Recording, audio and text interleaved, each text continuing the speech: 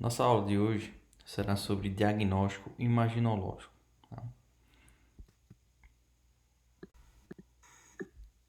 Então, pessoal, inicialmente é uma radiografia.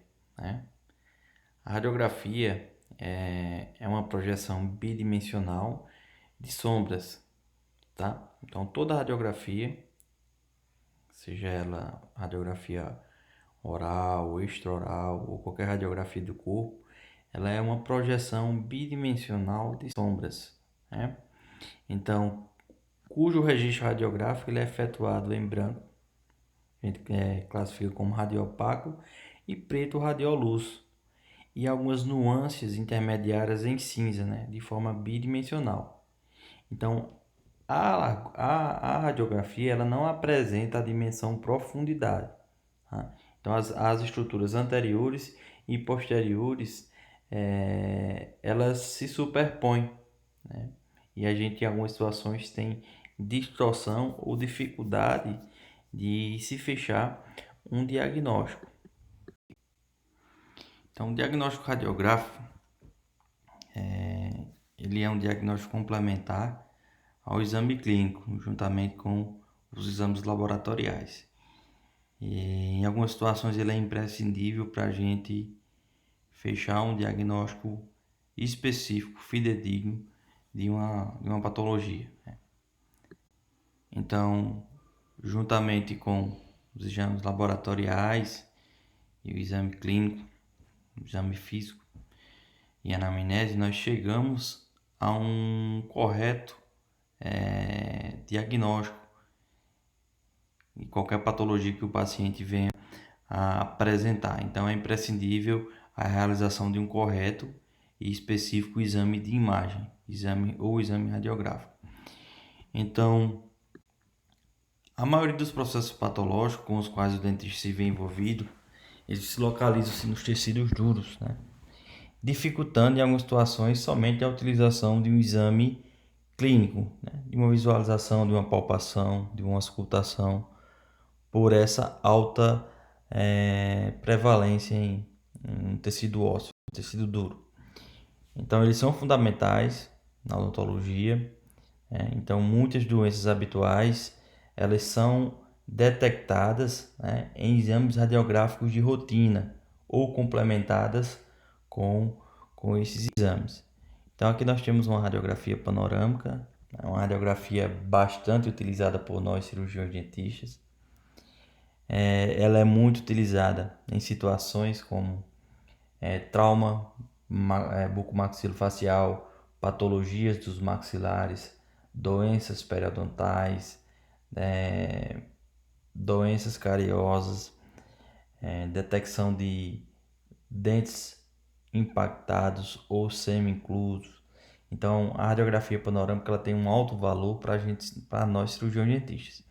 E nessa situação, pessoal, nós temos presença duas fraturas, dois traços de fraturas, né?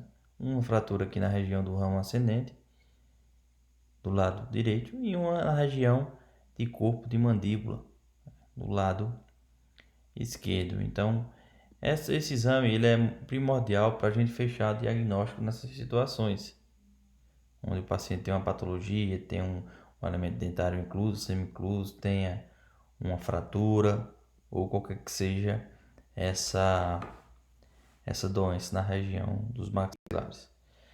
Vai existir também imagens patognomônicas específicas para aquela patologia, como nessa radiografia periapical, onde nós temos, né, uma imagem radiopaca de vários dentículos, uma imagem patognomônica que, juntamente com o exame clínico, fecha um diagnóstico de um odontoma, que é um tumor misto, caracterizado pela presença de pequenas estruturas dentárias ou uma massa amorfa de tecido dentário.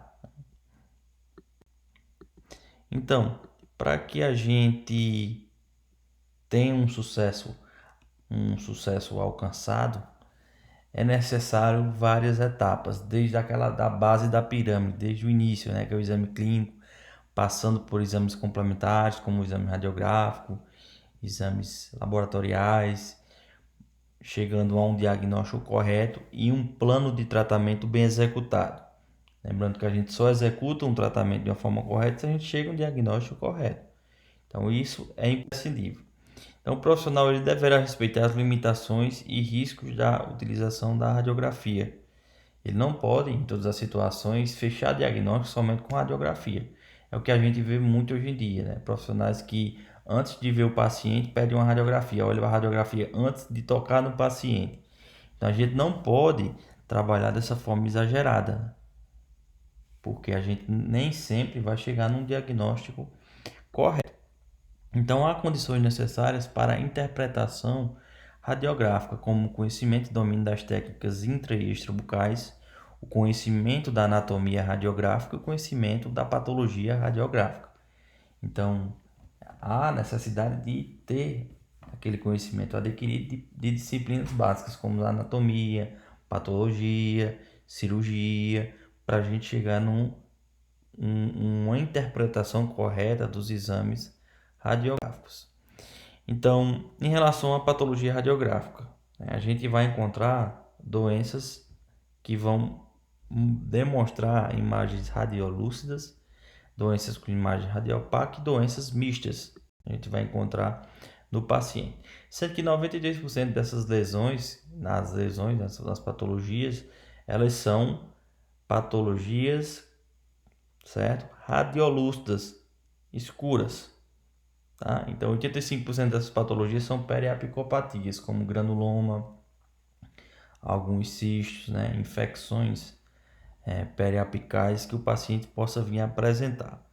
7% são radiopacas, tá? E 1% são mistas, radiopacas com uma mistura entre radiopaco, né, e radiolúcido. Então nós temos aqui algumas imagens, né, como uma periapicopatia associada a esse elemento dentário no seu ápice, né, caracterizada por uma lesão radiolúcida associada ao ápice dentário, mas provável que seja um granuloma, um cisto dentário. Tá? Esse paciente vem apresentar por uma doença, por uma necrose pulpar, na verdade.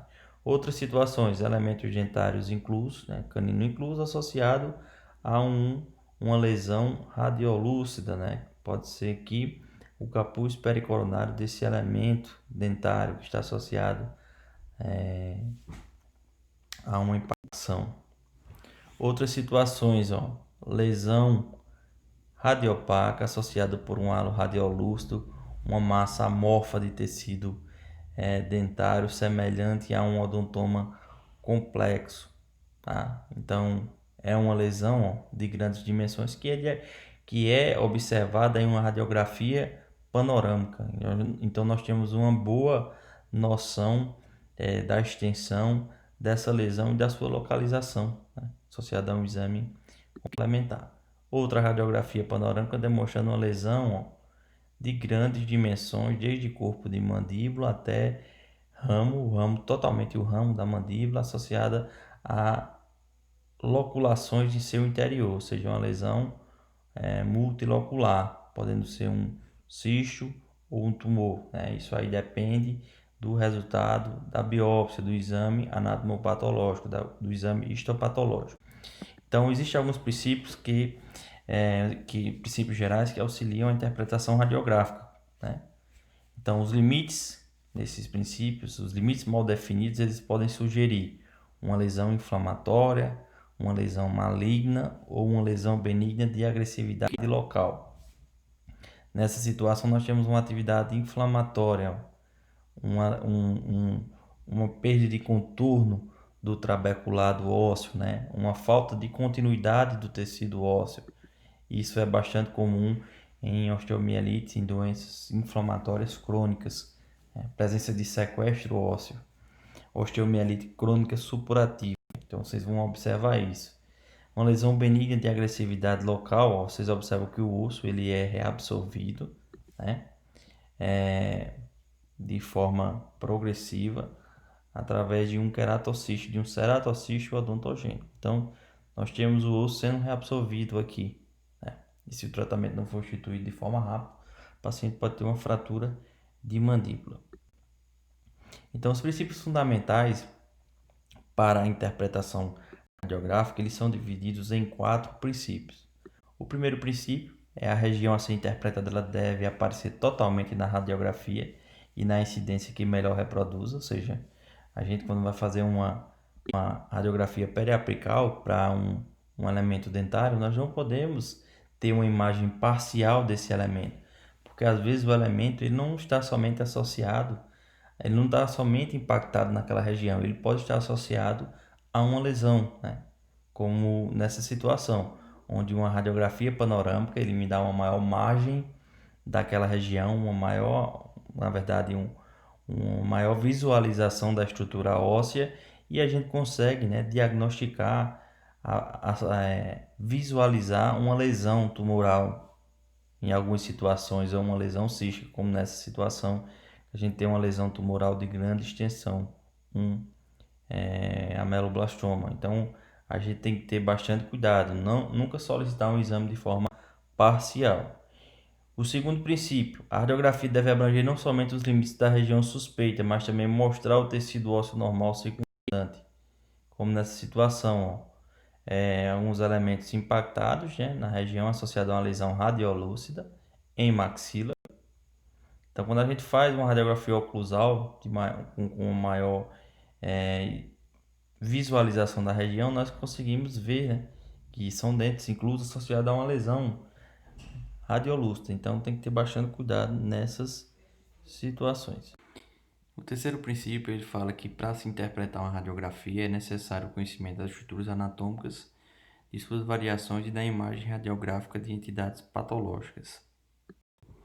Então, nós temos aqui uma imagem, né, que demonstra a presença do forame mentual, né? A gente deve ter esse conhecimento anatômico para a gente não confundir, né, o forame mentoniano com uma patologia, né? Uma imagem um pequeno aumento e uma imagem em grande aumento, né, da radiografia panorâmica, onde a gente evidencia a presença desse forame, né, localizado abaixo do ápice do segundo premolar inferior. Quarto princípio. Sempre que se inicia um tratamento odontológico, há necessidade de um levantamento completo das arcadas dentárias ou regiões edêntulas, para que o profissional ele se resguarde, né, para que ele trace um plano de tratamento correto, tanto desde o início até o final do tratamento. Então, nós temos uma radiografia panorâmica, quando o paciente tem algumas lesões periapicais, presença de impactados, né, elementos inclusos, terceiros molares, lesões periapicais. Então, essa radiografia ela tem uma importância legal bem alta, né? Porque a gente tem uma noção da condição inicial do paciente, condição do final do tratamento, o tratamento efetuado, né? Característica da arcada do paciente, para que se o paciente, por ventura, venha questionar qualquer tipo de procedimento, você está amparado legalmente. Então, isso é extremamente importante, ter documentação pré, do trans e do pós-operatório do paciente. Então, falando especificamente dos exames, o primeiro exame é a radiografia panorâmica ou ortopantomografia. A radiografia panorâmica é uma radiografia dos maxilares, né, onde nessa tomada radiográfica nós temos tanto a maxila como também a mandíbula num só exame. Então, é um exame que é ainda utilizado em larga escala, tanto na avaliação de patologias, como no planejamento de exodontias, tratamento periodontal, avaliação de traumatologia. Então, é um exame bom, pessoal.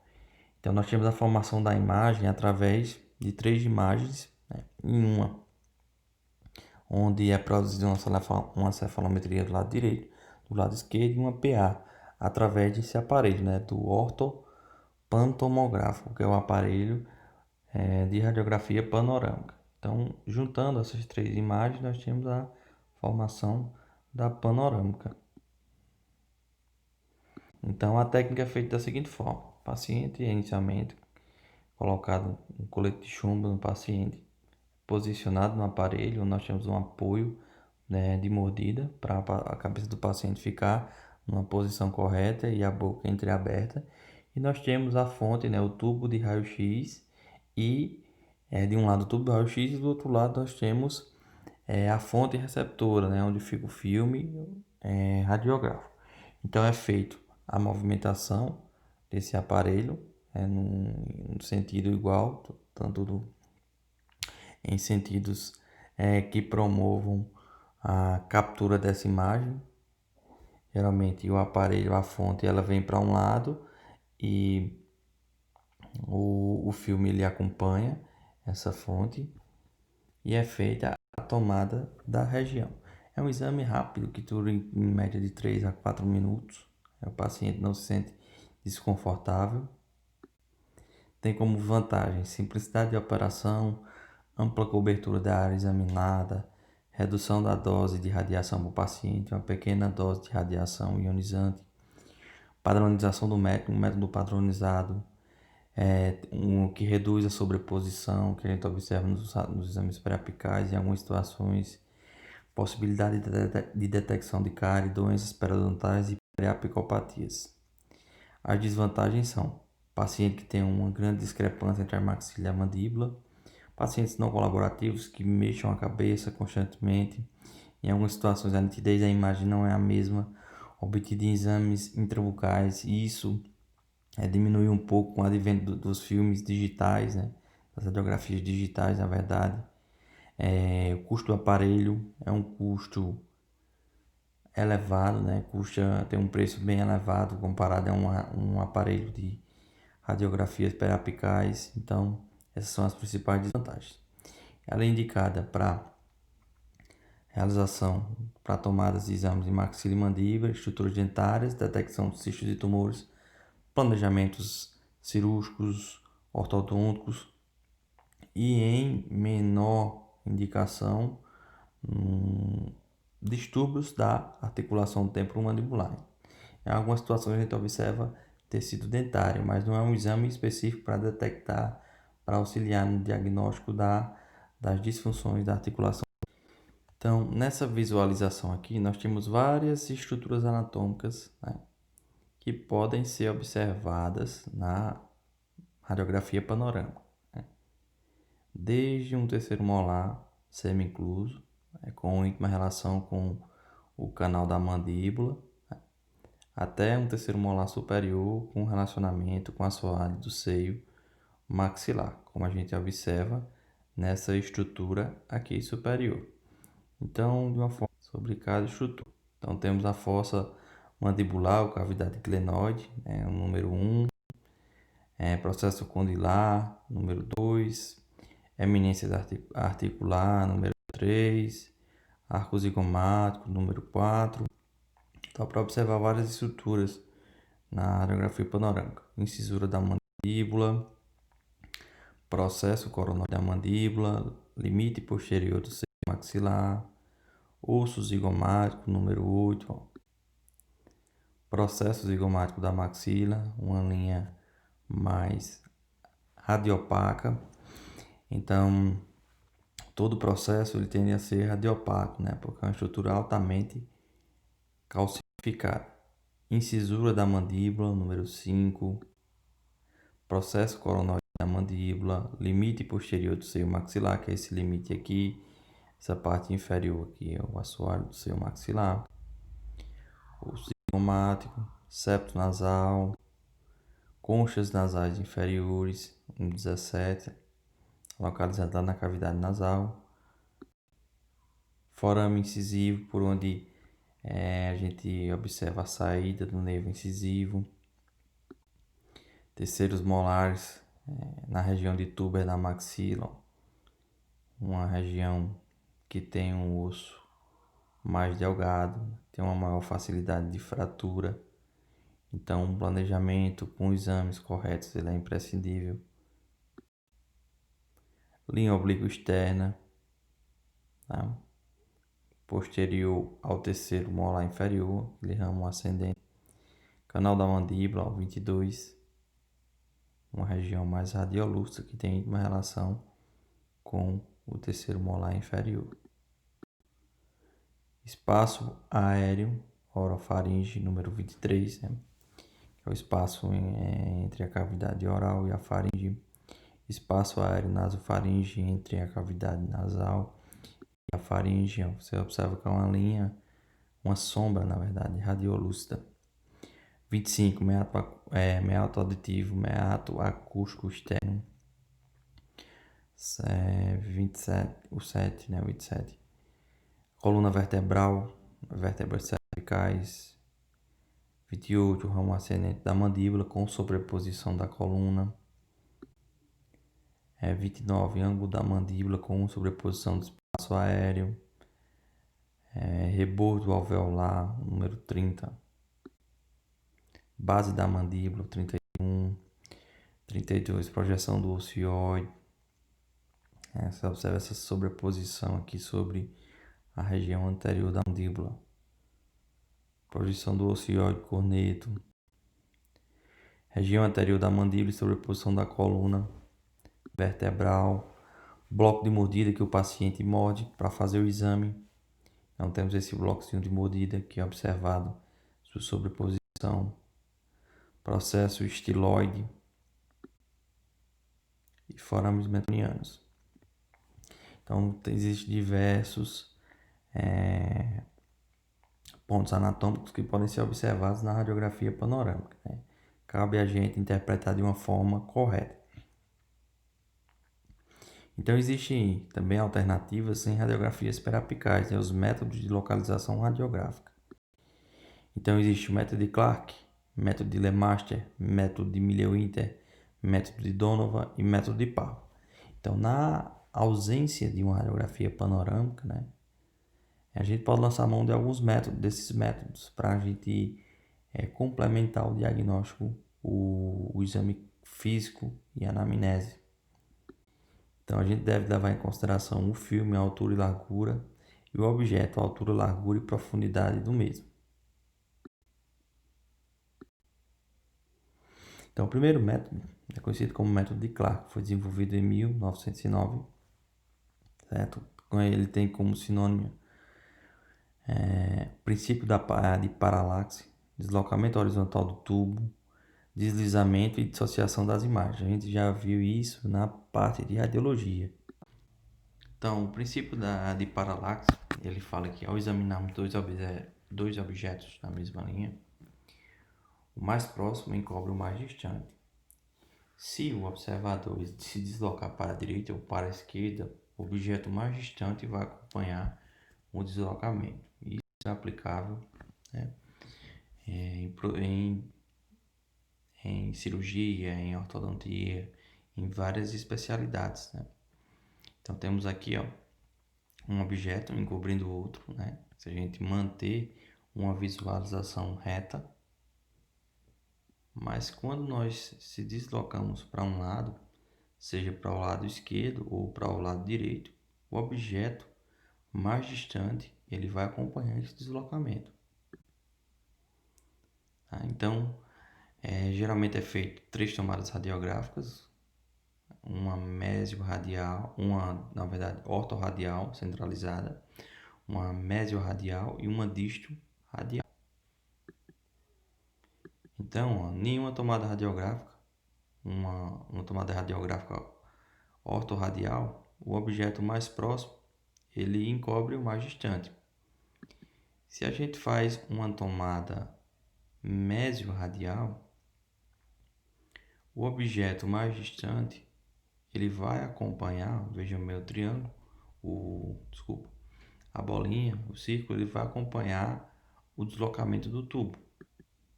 Se a gente fizer uma tomada disto-radial, ele também, a parte mais distante, que a bolinha vai acompanhar o deslocamento do tubo. Então isso facilita o diagnóstico, né? Dissociar raízes,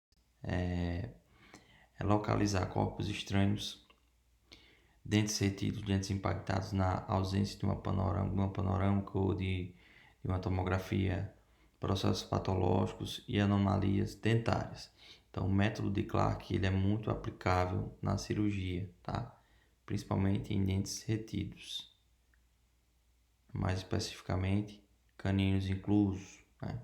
Na endodontia para dissociar dentes biradiculares como premolares, né? Que é a presença de sobreposição de raiz. Então, o próximo método é o método de Lemaster, 1924. Ele é utilizado para evitar a sobreposição do processo zigomático da maxila e do osso zigomático nas radiografias de molares superiores, mais especificamente na região radicular. Essas estruturas, processo zigomático e osso zigomático sobreposto, né, essas estruturas anatômicas sobrepostas às raízes desses terceiros molares. Então, é colocado um rolete de algodão fixado com fita adesiva na parte inferior do lado sensível da película do filme. Isso diminui a angulação vertical. Vejam bem que a gente tem uma angulação vertical nessa posição, sobrepondo, o que promove a sobreposição dessas estruturas do processo zigomático e do outro zigomático sobre a porção radicular do terceiro molar superior. E quando a gente coloca um rolinho de algodão, a gente melhora a angulação, certo? Vertical com o terceiro molar, né? Trabalhando em um ângulo de 90 graus com o fio. Então dá para a gente observar aqui, no método de Lemaster, que quando nós utilizamos esse rolete, o rolete de algodão, melhorando a angulação vertical, nós conseguimos, né, diminuir essa sobreposição, vejam bem, dos ápices dos terceiros molares, também do segundo molar, com essa região, né, com o processo zigomático com o zigomático. E as raízes elas ficam bem visualizadas nessa situação aqui. A gente observa bem as raízes. Outro método radiográfico é o método de Miller-Winter, de 1914. Utiliza uma técnica do ângulo reto e faz uma dupla incidência para visualizar a região radiografada em 3 planos. Então, ela é indicada em localização de dentes inclusos, dentes retidos e processos patológicos no sentido vestibulingual, localizar corpos estranhos na mandíbula e tecidos moles. E a técnica ela é feita de que forma?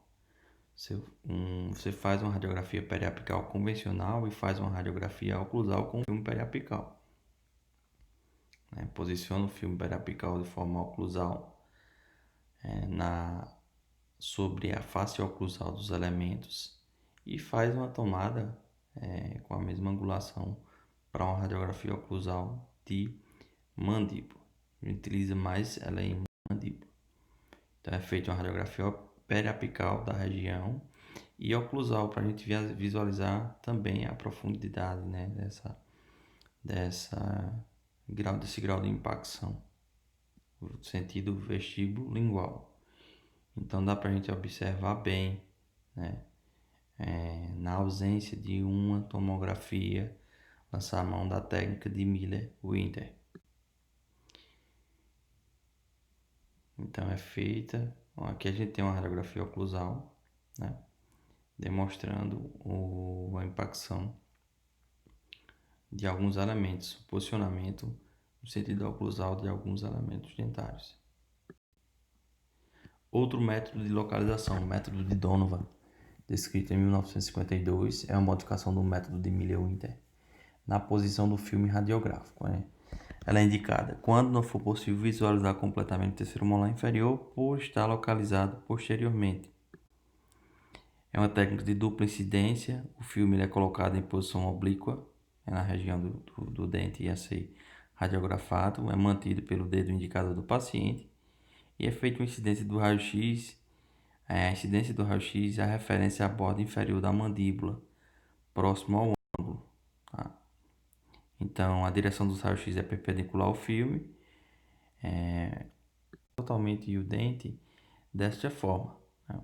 O filme ele não fica de forma oclusal, ele fica de forma oblíqua, já pegando aquela região do ramo ascendente da mandíbula. Então, é posicionado com o dedo indicador e você coloca a região do aparelho, né, do tubo, próximo ao ângulo da mandíbula.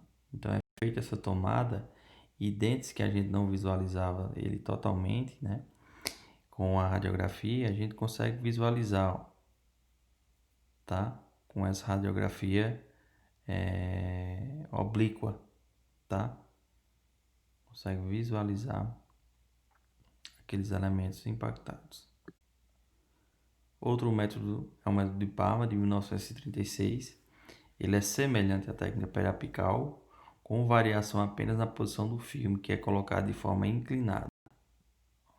O filme periapical é colocado numa forma paralela ao solo, e ele é colocado numa forma inclinada para pegar essa porção final radicular em terceiros molares. Então, quando a incidência radiográfica periapical convencional para terceiros molares inferiores não captar inteiramente o referido dente, indo para o lançamento do método de Parma. Então, nós temos uma imagem cortada nessa situação, mas angulando o filme, nós conseguimos visualizar o final do dente e a relação com o canal. O próximo exame é a tomografia de feixe cônico, tomografia Cunibin. Então, existem dois tipos de tomografia, né, que a gente pode encontrar no mercado. A de feixe cônico é que ela tem um FOV menor, tem um feixe menor, é indicada para a região maxilofacial, para maxilo e para mandíbula. É uma tomografia excelente que a gente utiliza no nosso dia a dia. Nós vamos encontrar também a tomografia convencional, chamada também tomografia médica, que é a tomografia que tem um feixe maior, que é feita para diversas partes do corpo, né? Regiões bem mais extensas, e que no nosso meio da odontologia ela é mais indicada para processos patológicos extensos, para fraturas de face. A gente utiliza mais a tomografia convencional. Então, as vantagens da tomografia com Unibin são alta precisão, alta sensibilidade e especificidade, visualização e reconstrução tridimensional. A gente consegue uma visualização tridimensional. Dose de radiação equivalente a 1/6 da liberada por uma tomografia tradicional, ou seja, a tomografia médica, tá? Então é muito menor a radiação que o paciente recebe. Alto custo é uma desvantagem, e a dose de radiação é de 4 a 15 vezes a da panorâmica. Então, pessoal, na tomografia de feixe cônico, os cortes eles vêm fatiados, né? Então, nós temos a geração da imagem, e essa imagem é fatiada de acordo com a necessidade do cirurgião. Mas geralmente a gente vai encontrar os cortes sagital, né, que é aquele que divide o corpo em duas porções, porção direita e esquerda. Corte axial, divide o corpo em uma porção superior e uma inferior. E o corte coronal, que divide o corpo em uma porção posterior e uma anterior.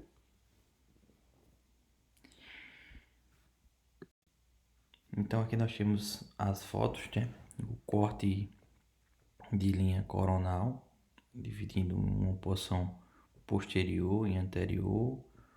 O corte axial, divide o corpo numa porção superior e inferior.